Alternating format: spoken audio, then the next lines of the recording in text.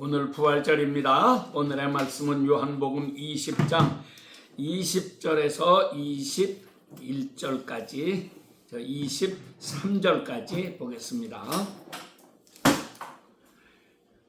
아예 19절부터 볼까요? 이날 곧 안식 후 첫날 저녁 때에 제자들이 유대인들을 두려워하여 모인 곳에 문들을 닫았더니 예수께서 오사 가운데 서서 이르시되 너희에게 평강이 있을지어다. 이 말씀을 하시고 손과 옆구리를 보이시니 제자들이 주를 보고 기뻐하더라. 예수께서 또 이르시되 너희에게 평강이 있을지어다. 아버지께서 나를 보내신 것 같이 나도 너희를 보내노라. 이 말씀을 하시고 그들을 향하여 숨을 내쉬며 이르시되 성령을 받아라. 너희가 누구의 죄든지 사하면 사하여질 것이요 누구의 죄든지 그대로 두면 그대로 있으리라 하시니라. 아멘. 자, 오늘 복된 부활절입니다. 근데 부활절이나 성탄절이나 이렇게 교회에 절기가 되면 좀 씁쓸한 것이 있어요. 성탄절에 기쁘다 구주 오셨네 만백성 맞아라 하고 찬송은 열심히 잘 부르는데 사실은 자기부터 예수님을 영접하지 않고 사는 사람들이 노래만 잘 부르는 사람들 얼마나 많아요. 부활절에도 마찬가지입니다. 예수 부활하셨네 기뻐하고 미국 사람들 인사하면서 해피 이스터 부활절에 복 받으세요 하는 얘기인데 부활절에 복을 주신다는 게 대간절 무언가. 사실은 오늘 본문에 있는 이 말씀이 예수님께서 우리에게 부활절에 내려주시는 가장 큰 복이 무엇이고 부활절의 의미가 무엇인가를 깨닫게 해주시는 그런 귀한 말씀입니다. 그래서 우리가 이 말씀을 다시금 생각하면서 오늘 함께 은혜를 받으려고 하는 것입니다. 자, 우리 기독교에 두 개의 큰 기둥이 있어요. 이것이 첫째는 십자가입니다. 또 하나는 부활이에요. 이거를 다른 말로 바꿔서 말하면 첫째 기둥은 보혈, 그리스도의 보혈. 그리스도의 보혈로 뭐를 합니까? 첫째가 우리의 죄를 씻는 것이다. 우리를 성결하게 만드시는 것이다. 이게 보혈의 역사고 그 다음에 동시에 둘째는 그리스도의 부활과 함께 오는 것은 성령입니다. 그래서 보혈과 성령 이게 두 개의 기둥이에요. 그래서 우리가 형식적으로 예수님 믿는 사람 되지 말고 정말 진짜로 예수님 잘 믿는 사람 돼야 하는데 그 진짜가 뭐냐? 첫째가 그리스도의 보혈의 그 공로, 보혈의 능력, 보혈의 은혜를 깊이 깨달아 알고 정말 그리스도의 보혈로 말미암아 내가 죄 사함을 받고 몸과 마음이 거룩하고 깨끗하게 되고 이렇게 새 힘을 얻어서 주님을 섬기게 되는 이것이 첫째로 일어나야 되는 일이고 둘째는 성령이죠. 성령의 역사가 우리에게 아름답게 일어나야지만 한다. 예수님이 부활하시고 제자들에게 이렇게 나타나셔서 오늘 본문에 있는 말씀 보면은 세 가지를 말씀하십니다. 첫째는 너희에게 평강이 있을지어다. 평강을 주시고 그래서 예수님을 믿는 사람, 부활의 예수님을 만난 사람들은 마음의 평강을 가져야 한다. 마음의 평강이 없으면 악인이다. 마음의 평강이 없으면 지옥 간다. 그러니까 이 세상이 제 아무리 요동을 쳐도 절대로 평강을 빼앗기면 안 된다고 하는 거예요. 그러니까 오뚜기란 놈은 아무데나 내 던져놔도 비틀비틀 쓰러지고 뒹굴고 그랬다가도 빨딱 서요. 절대로 이놈은 거꾸로 서는 법은 없고 자빠지는 법도 없습니다. 이런 것처럼 오뚜기도 그렇게 만드는데 하나님께서 우리를 만드실 때 오뚜기보다도 못하게 만드셨겠는가? 그래서 세상에서 너희가 환난을 당하나 담대하라. 내가 세상을 이겼노라. 요한복음 16장 맨 마지막 절 33절 말씀에 예수님께서 제자들에게 이렇게 명령하시잖아요. 그래서 우리에게 이 평강의 복을 주신다. 이 첫째로 이 평안의 복을 받아야 되고, 둘째로 예수님께서 말씀하시는 게 아버지께서 나를 보내신 것 같이 나도 너희를 세상에 보내노라. 예수님이 오셔서 많은 병자를 고치시고 죽은 자를 살리시고 이런 기적을 많이 행하셨지만, 예수님이 행하신 것은 그런 거 행하신 것보다 중요한 거는 천국 복음을 전했다고 하는 거죠. 천국 복음을 이렇게 전파하셨는데, 천국 복음을 전파하셨기 때문에 마귀란 놈이 그냥 두지를 않고 결국 예수님을 십자가에 못 박아 죽였다. 그랬는데 거기서 끝이냐? 마귀는 그걸 그렇게 하면 끝난다고 생각하고 자기가 이긴다고 생각했는데, 하나님께서는 예수님을 다시 살려내셔서 부활의 승리를 주셨습니다. 마귀의 권세를 깨뜨리셨습니다. 사망의 권세, 죄의 권세를 다 깨뜨리셨습니다. 이것이 하나님의 놀라우신 역사라. 그래서 예수님이 제자들에게도 똑같이 말씀하시는 거예요. 아버지께서 나를 보내신 것 같이 나도 너희를 보낸다. 그러니까 너희를 보내면 너희에게도 어떤 일이 일어난다는 거예요.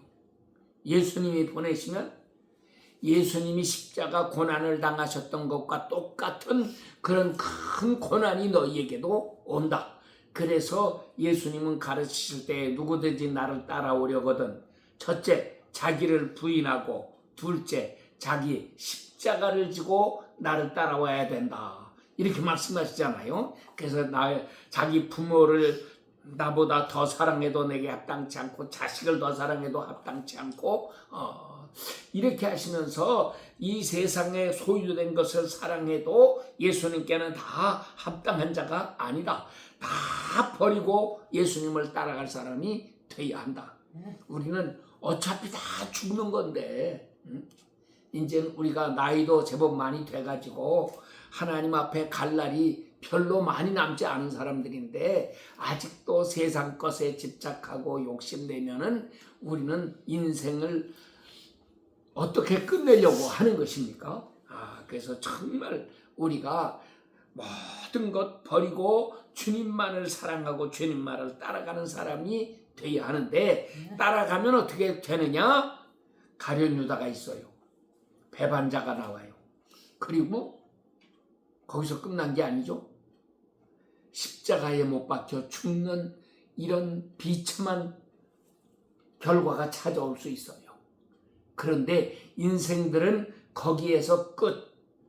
십자가에 못 박아 죽이면은 우리가 승리했다, 끝났다 하고 말하지만, 하나님의 승리는 부활시키는 데에 있는 거거든요. 부활시키셨다. 부활시켜서 무슨 일을 하시느냐? 우리에게 성령을 부어주셨다. 예수님은 부활하셔서 승천하시고 하나님 보좌 우편에 앉으셔서 드디어 아버지로부터 성령을 받아가지고 우리 모두에게 이렇게 부어주셨다 하는 것입니다. 그래서 예수님 믿는 사람들에게 있어서 가장 중요한 거는 이 성령의 충만함을 받는 거예요. 오늘 본문에 예수님이, 그래서 이게 예수님 말씀 세 가지가 나오는데, 평안할지어다 하고, 내가 아버지께서 나를 보내신 것 같이 나도 너희를 보낸다, 이 말씀하고, 셋째 말씀이 성령 받아라 하시는 거잖아요. 성령 받아라. 성령 못 받으면 평안도 없고, 성령 못 받으면 아버지께서 보내신 곳에 가서 사역을 제대로 감당할 수도 없다, 그런 얘기죠. 또 성령 못 받으면 그 다음에 나오는 말씀, 너희가 누구의 죄든지 사하면 사하여질 것이고 누구의 죄든지 사하지 아니하면 그 죄가 그대로 있게 된다 하셨으니까, 저 사람이 나에게 죄 지은 게 있으면 내가 빨리 사해줘야지 저 사람도 사함을 받는 거죠. 그것뿐만 아니라 내가 사해주지 않고 있으면 저 사람도 사함 받지 못하지만 동시에 나도 사함을 받지 못한다. 이건 어마어마한 사건입니다. 그래서 가장 중요한 일이 이 죄부터 사하시는 것. 우리는 우리의 힘으로 의를 행할 수가 없기 때문에 내가 아무리 좋은 일 많이 했다고 해도 그건 세상 사람들이 볼 때 저 사람 참 좋은 일 많이 했다, 착한 사람이다, 훌륭한 인격자다, 거룩한 사람이다, 고상한 사람이다, 온갖 미사여구를 다 동원해서 칭찬해도 그거는 인간들이 하는 것일 뿐이고 하나님 앞에 가면 전혀 그게 아니라고 하는 거죠. 하나님 앞에서 하나님이 인정해 주시는 사람이 되어야 하는데, 이것에 이렇게 인정받는 가장 기본이 첫 단계가 뭐냐? 이것이 죄를 사하는 것에서부터 오는 거다. 그래서 나에게 죄 지은 자들, 나에게 못된 짓 한 사람들을 내가 다 용서해 줄 수 있는 사람이 되어야 하고, 이렇게 됨으로써 나도 사함받고 너도 사함받고 모두가 사함받게 되는 이 놀라운 은혜가 임하게 된다고 하는 것입니다. 자, 그런데 오늘 본문에 있는 말씀을 22절 잘 보면은 예수님께서 제자들에게 그냥 말씀하신 게 아니라 뭐 어떻게 하시면서 말씀을 하셨어요. 어떻게 하시면서? 너희가 성령을 받아라 라고 말씀하시는데 뭐라고 했습니까? 예수께서 그들을 향하여, 이 말씀을 하시고 그들을 향하여 숨을 내쉬며 이르시되, 그랬죠? 숨을 내쉬며 이르시되. 숨을 내쉬었다는 말이 무슨 말인가? 우리말로는 숨을 쉬는 거를 뭐라고 그러죠? 한자 말로 해서 호흡이라고 그래요. 호흡. 호자는 내쉬는 거, 후 하고 푸는 거. 흡은 이렇게 들여 마시는 거. 그래서 어떤 그 학자님은 그런 설명을 하시더라고. 한자는 우리 한국, 우리 조상들이 만든 거다. 무엇을 보고 할 수 있느냐? 호흡이라고 하는 단어를 보면은 금방 한다. 중국 사람들은 호흡이라는 단어를 어떻게 읽느냐? 호는 후라고 읽어요, 이 사람들은.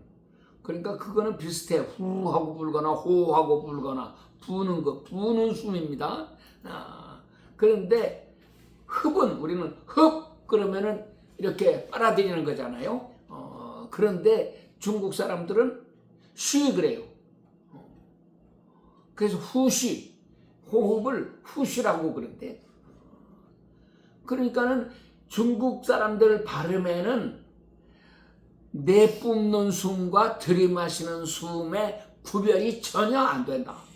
이게 구별이 확실하게 되는 건 한국 사람들의 말이다. 한국 발음은 호흡, 그래서 내쉬고 들이마시고 이게 된다. 그런데 여기에서 예수님께서는 그냥 이르시기를 성령을 받아라 그래서도 되는 거 아니에요?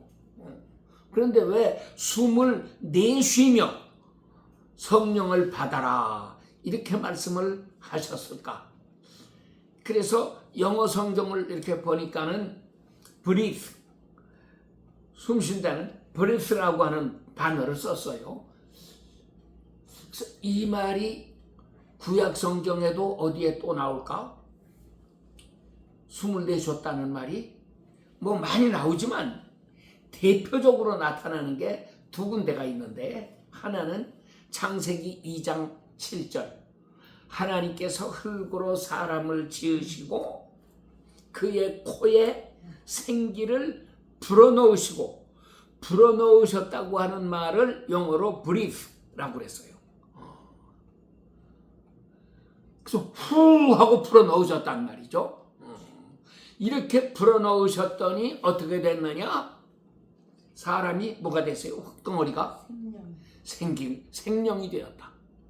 짐승들도 하나님이 다 흙으로 만드셨겠지만, 이렇게 다 지어 놓으셨지만 짐승들에게는 생기를 불어넣으신 게 없어요. 사람에게만 생기를 불어넣으셨다. 그래서 바로 이거로구나. 왜 예수님이 성령을 받아라 이렇게 말씀하시는가? 성령을 받는 게 뭐냐? 하나님께서 우리의 코에 생기를 불어넣으시는 거다. 아담이 타락한 이후로 인간은 하나님의 형상을 잃어버렸다. 인간의 육신은 내가 정령 죽으리라 그랬어도 육신은 안 죽었어요. 그런데 영혼이 죽었다. 그래서 사람과 짐승이 뭐가 다르냐? 근본적으로 다른 게 짐승도 육신이 있고 사람도 육신이 있고 그것도 생각이 있고 우리도 생각이 있고 다 똑같은데 뭐가 달라요? 짐승은 혼만 있고 영이 없다. 사람에게는 영과 혼이 다 있다. 그래서 짐승은 죽으면 그 혼이 땅으로 내려가는 것이고 사람은 죽으면 그의 혼이 하늘로 올라가는 것이다. 이게 다르다고 분명히 설명한단 말이에요. 그래서 만약에 우리가 성령 못 받으면 어떤 사람이 되는 거냐? 짐승하고 똑같이 된다는 얘기죠. 짐승하고 똑같이 되는 거예요. 짐승에게 혼이 있듯이 사람에게도 혼은 있어요. 그런데 영이 없는 거지. 그래서 하나님의 형상이 이루어지지를 않는다는 말이에요. 그래서 우리가 이 창세기 2장 7절의 말씀을 다시금 생각하면서 하나님 나에게도 이 생기를 불어넣어 주시옵소서. 생기를 불어넣어 주시옵소서. 이 생기를 받아야 내가 하나님의 형상을 가진 사람이 되고 하나님을 닮은 사람이 되고 짐승과는 다르게 살아갈 수 있는 사람이 되고 하나님 섬기면서 살아가는 사람이 되겠습니다. 이런 깨달음을 얻게 된다고 말이죠. 그래서 우리가 다 이번 부활절을 맞이하면서 정말 중요한 것 하나님의 생기를 받는 사람이 되어야 하겠다. 주여 우리에게 오늘도 임하셔서 우리 한 사람 한 사람 속에 생기를 불어넣어 주시옵소서.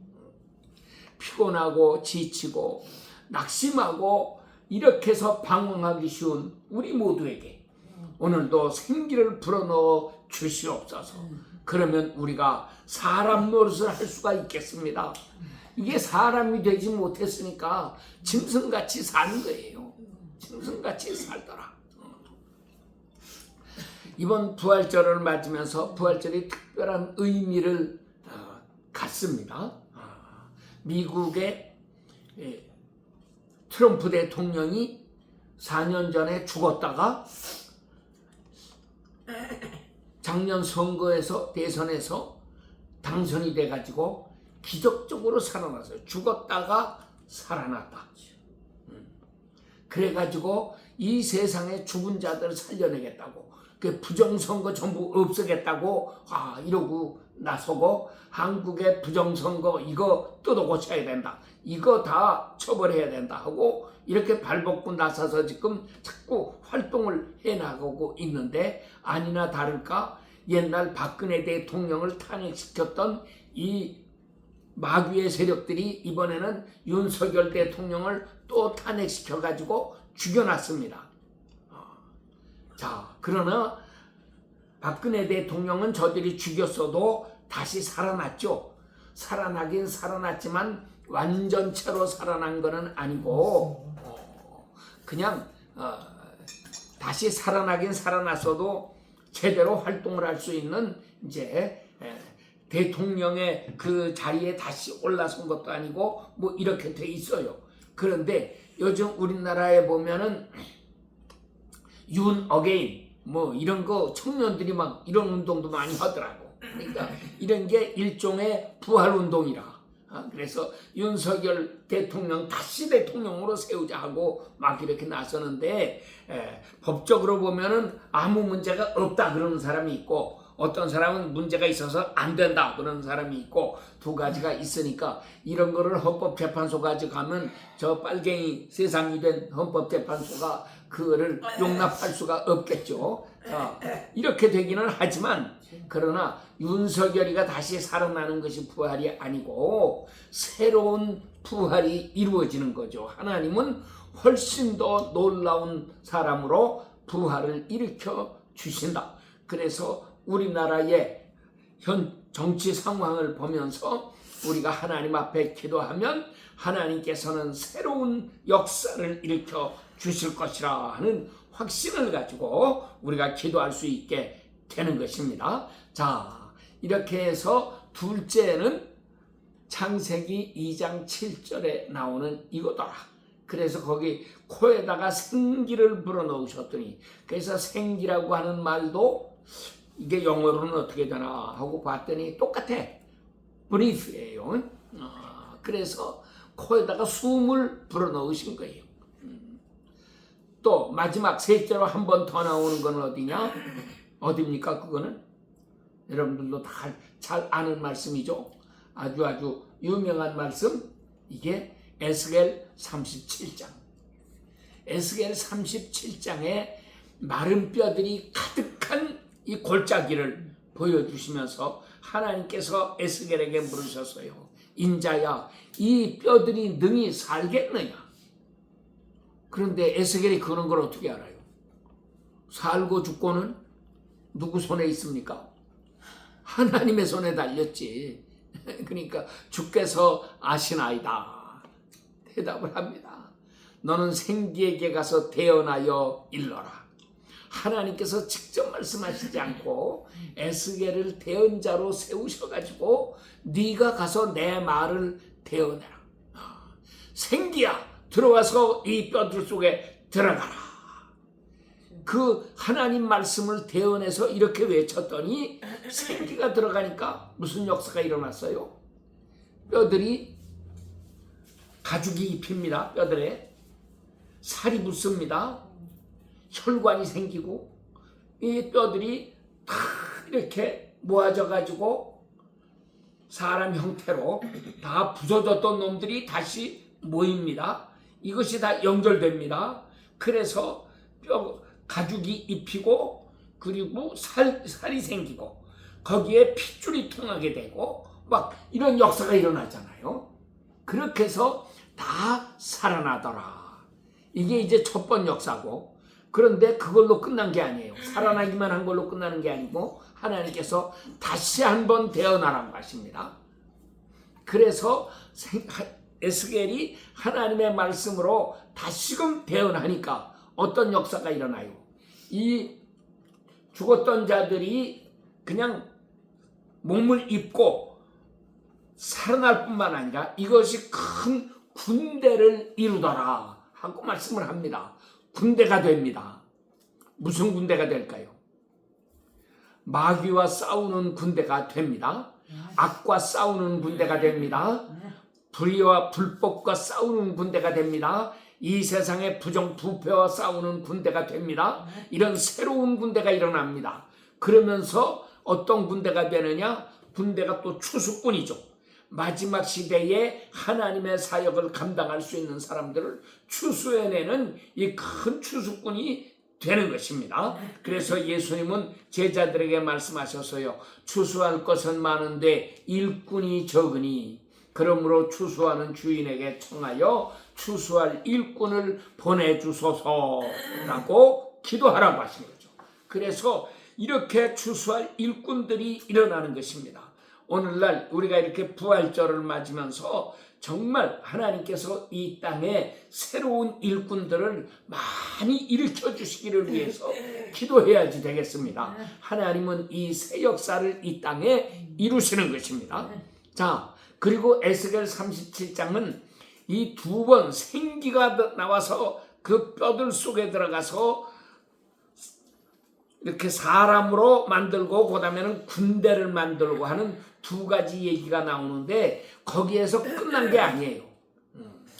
그래서 에스겔 37장이 28절까지 있는데 절반 잘라가지고 14절까지는 마른 뼈들이 부활하는 이야기를 소개하고 있고 15절부터 마지막 28절까지는 전혀 다른 이야기가 또 나옵니다. 그 이야기가 뭡니까? 이스라엘과 유다가 통일된 두 막대기를 가지고 하나는 이스라엘이고 하나는 유다고 이 두 막대기를 연결시켜서 이것이 연결이 되는 이 놀라운 역사가 일어날 것을 그 하반부에서는 이렇게 설명을 하고 있는 것입니다. 그래서 이것이 그러면은 저 이스라엘 나라에 대한 이야기냐 하고 우리가 생각해 보면 천만의 말씀이에요. 지금 저 이스라엘이라고 하는 저 나라는 그러니까 자탕이에요. 저 사람들이 하나님 잘 섬기는 믿음을 가진 사람들이냐? 천만에. 저 사람들은 주로 소련 땅에 가서 살던 사람들이 많이 왔습니다. 이렇게 와가지고 나라를 세워놨기 때문에 이 사람들은 히브리 말도 제대로 못하는 사람들이 너무나 많고 물론 글자도 모르고 읽지도 못하고 이런 사람들 많겠죠. 뿐만 아니라 저 사람들이 안식일도 철저하게 잘 지킨다고 하고 뭐 이렇게 하는 것 같기는 한데 거기 여행을 갔을 때에 안내하는 사람이 쭉 이렇게 설명을 해 주시는데 그러더라고요. 이 사람들의 90%는 무신론자들입니다.